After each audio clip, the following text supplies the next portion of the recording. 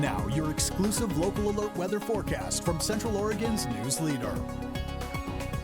Good morning, happy Thursday and happy spring. We're officially switching the tides from winter to spring. However, Mother Nature has different plans for us here in Central Oregon. We saw a little bit of snow and rain overnight, which means likely seeing some patchy ice in areas across Central Oregon. You could see that snow covering some of the roads in Lapine and Sisters here this morning. Most of us just saw rain or wintry mix. But as you got into some of those higher elevations or as you went west into the Cascade region, that's where we saw some of that snow. We're going to continue to see that same pattern today, rain and snow, periods of it on and off. Wintry mix on Friday, a lot of rain mingled in with that. Before we clear out for the weekend, we could see it linger a little bit into Saturday, and then we'll start to clear by Sunday, and heading into next week will be a little bit drier and finally starting to feel and look a little bit more like spring. Winter storm warning is out until 11 p.m. tonight, so heavy mountain snow is expected.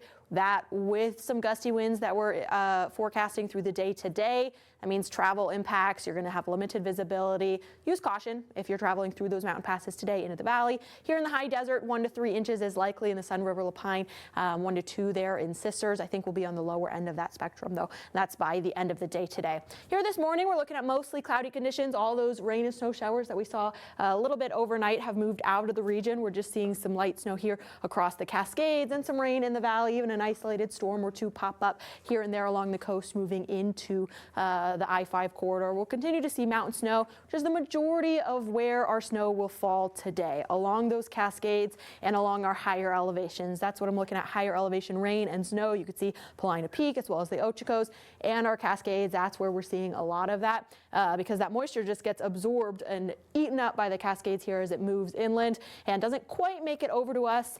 A little bit will. We'll see periods of it on and off through the day today, but not a whole bunch of it. We'll continue to see some mountain snow in those overnight hours heading into Friday. Brief pause in some of that winter weather at the top of the day Friday, but then we're looking at rain showers and mixed showers through your afternoon.